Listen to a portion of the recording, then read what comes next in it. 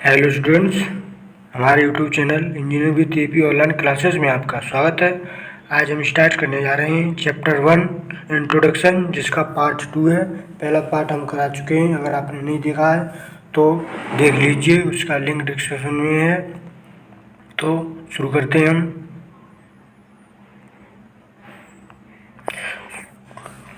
अवशिष्ट मृदा। जो हमारी अवशिष्ट मृदा है वो क्या है? स्थानांतरण एजेंटों द्वारा चट्टानों के विघटन प्राप्त वह मृदा जिसे एक स्थान से दूसरे स्थान पर नहीं ले जा सकता है। जो है मृदा है जो विघटन प्राप्त होती है, उसको एक स्थान से दूसरे स्थान तक नहीं ले जा सकता है। अवशिष्ट मृदाओं के कणों का परिणाम साइज निश्चित नहीं होता है। उसका जो साइज है उसका निश्चित नहीं होता है, या ये नहीं मालूम बड़ा या छोटा है। ठीक है, इसके गुण स्थानांतरित मृदाओं से काफ़ी भिन्न होता है, और ये काफ़ी होता है उससे भिन्न होता है, अलग प्रकार का होता है। ऐसी मृदा के कणों व चट्टानों के बीच कोई स्पष्ट सीमा नहीं होती है। जो इसकी चट्टानों के बीच होती है, जो कोई निश्चित सीमा नहीं होती है, स्पष्ट सीमा नहीं होती है। स्टूडेंट समझ आया होगा? तो चलते हैं नेक्स्ट। देखिए स्टूडेंट, स्थानांतरित मृदा ट्रांसपोर्टेड सॉइल, ऐसी मृदा जिसे स्थानांतरण के एजेंटों द्वारा अपनी वर्तमान स्थिति में लाई गई हो, तो ऐसे मृदा को स्थानांतरण मृदा कहते हैं। इस मृदा का उपयोग एक इंजीनियरिंग के लिए अधिक महत्व नहीं रखता, परंतु एक भूवैज्ञानिक के लिए इसका अत्यंत प्रभाव पड़ता है। ठीक, जो हमारा इसमें है, जो उसमें एक इंजीनियर के लिए काफ़ी महत्व नहीं होता है, मगर भूवैज्ञानिक के लिए अत्यंत प्रभाव पड़ता है। ठीक है स्टूडेंट्स, अगर आपको ये PDF चाहिए तो हमारे टेलीग्राम चैनल को ज्वाइन करना पड़ेगा, और तब PDF मिलेगी। ठीक है स्टूडेंट्स, हमारा है जलोढ़ मृदा, एल्यूवियम सॉइल। भारत में पाई जाने वाली यह अत्यंत महत्वपूर्ण मृदा है, इसका उपयोग किसानों द्वारा कृषि क्षेत्र में अधिकतर किया जाता है।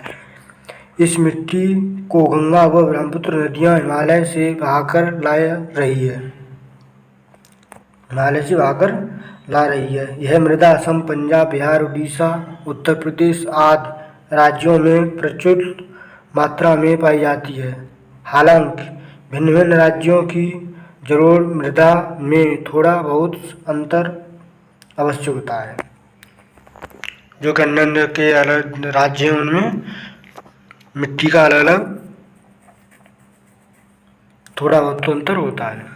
ठीक है स्टूडेंट्स, चलते हैं आगे।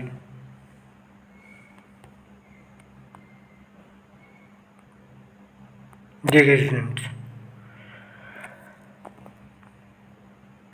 ये हमारा नीव इंजीनियरिंग यानी फाउंडेशन इंजीनियरिंग। संरचना का वह भाग जो भूमि तल के नीचे बनाया जाता है, जो आपने देखा होगा नींव है जो भूमि तल के नीचे बनाई जाती है, और समतल संरचना के भार को मृदा पर संचारित करता है, नींव कहलाता है। जो भार को संचारित करता है, जो मृदा होती है उसके संचारित करता है, जो भार जो संरचना उस मकान के नीचे बनाई जाती है, बिल्डिंग के नीचे। ठीक है स्टूडेंट्स,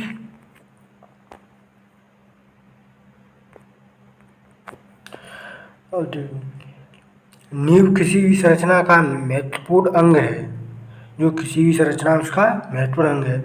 इसलिए नींव का आकार, गहराई, चौड़ाई, नींव का अभिकल्पन, नींव के प्रकार, नींव पर आरोपित भार, जल भार, अचल भार, वायु भार आदि के बारे में अध्ययन करना नींव इंजीनियरिंग कहलाता है। जो इसका अध्ययन किया जाता है तो किसके अंदर किया जाता है? नींव इंजीनियरिंग यानी फाउंडेशन इंजीनियरिंग कहलाता है। देखो स्टूडेंट, संरचना के भार तथा मृदा की धारण क्षमता के आधार पर नींव को 2 वर्गों में विभाजित किया गया है।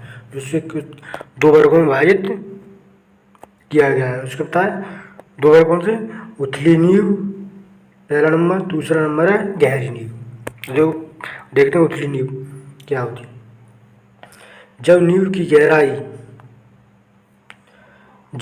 की गहराई उसकी चौड़ाई के बराबर या उससे कम रखी जाती है तो उसे उथली नींव कहते हैं।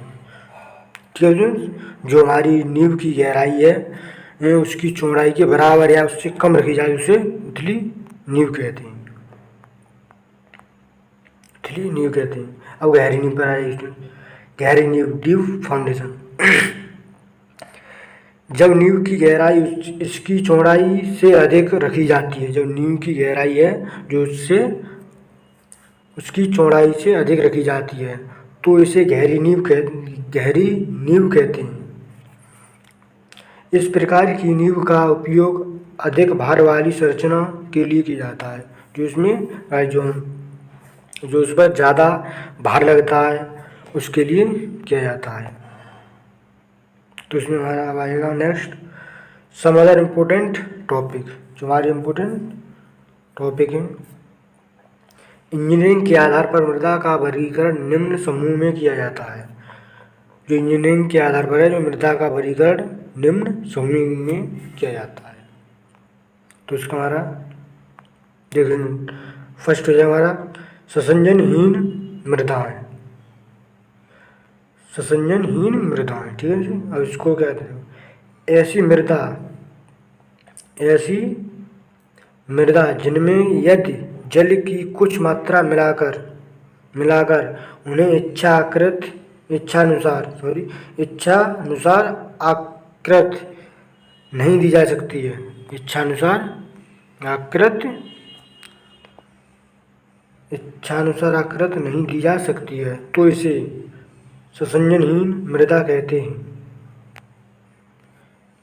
इनके कण अपेक्षाकृत बड़े परिमाण के होते हैं। जो इनके कण होते हैं अपेक्षाकृत बड़े होते हैं। क्या होते हैं? बड़े होते हैं। अब दूसरा आएगा ससंजक मृदाएं। ऐसी मृदाएं जिनमें जल की कुछ मात्रा मिलाकर उन्हें आसानी से किसी भी आकृति में डाला जा सकता है। जो किसी भी आकृति में डाला जा सकता है उन्हें ससंजन मृदाएं कहते हैं। इनके कणों का आकार छोटे परिणाम के होते हैं। जो इनके कणों का आकार है वो क्या होता है? छोटे परिणाम का होता है, यानी छोटा होता है। ठीक है फ्रेंड्स। कोलाइड्स, ठीक है। ऐसी मृदा जिनके कणों का परिणाम 2 × 10⁻³ mm से कम होता है तो वह ये कोलाइड्स की तरह व्यवहार करती है। तो ये क्या है? ये कोलाइड्स की तरह व्यवहार करती है। ठीक है फ्रेंड्स। तो अगर आपको हमारी वीडियो पसंद आई तो हमारे चैनल को सब्सक्राइब कीजिए और बेल आइकन को प्रेस कर दीजिए, जिससे कि हमारी वीडियो आपके पास सबसे पहले पहुंचती रहे। अगर आपको इसकी पीडीएफ चाहिए तो आपको हमारा टेलीग्राम लिंक ज्वाइन करवाने का। उसका नाम है engineering with AP online classes. आप सर्च करेंगे तुरंत आएगा, आपको पीडीएफ मिल जाएगी। तो वीडियो में